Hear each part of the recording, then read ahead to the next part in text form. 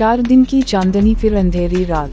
यहीं मर जाऊंगे तब तो उनको विश्वास हो जाएगा। हम थक गए हैं सर, मैं बहुत थक। किया सीमा अब मांग रही है भीख। सीमा को घर से निकाल दिया गया। 4 दिन की चांदनी फिर अंधेरी रात। पाकिस्तान से गई सीमा हैदर अब अपने शौहर सिचन पर बोझ बनने लगी। इंडियन मीडिया का कहना है कि सिचन ने सीमा को घर से निकलने का कहा है।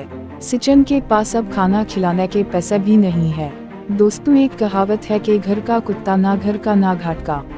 आजकल सीमा का भी यही हाल है।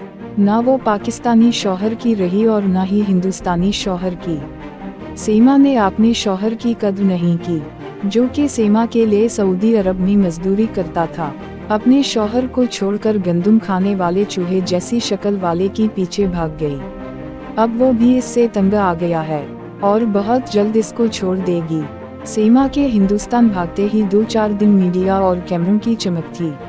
सीमा भी खुश थी कि अब तो लाइफ बन जाएगी, मगर ये चांदनी बहुत जल्द अंधेरे में बदल जाएगी, इसका तो एहसास ही नहीं था सीमा को।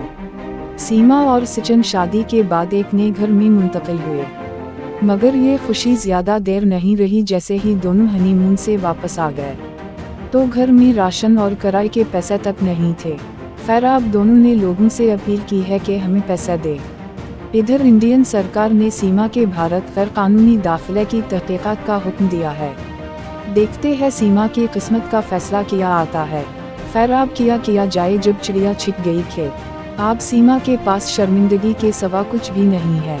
नाज़रीन, इस कहानी से हमें ये सबक मिलता है कि आपके पास जो भी है इस पर शुक्र अदा करे, इससे पहले कि अल्लाह आपसे वो छीन ले और बदले में आपको कब्र से मोमबत्ती खाने वाले चूहे जैसे शक्ल वाला दे।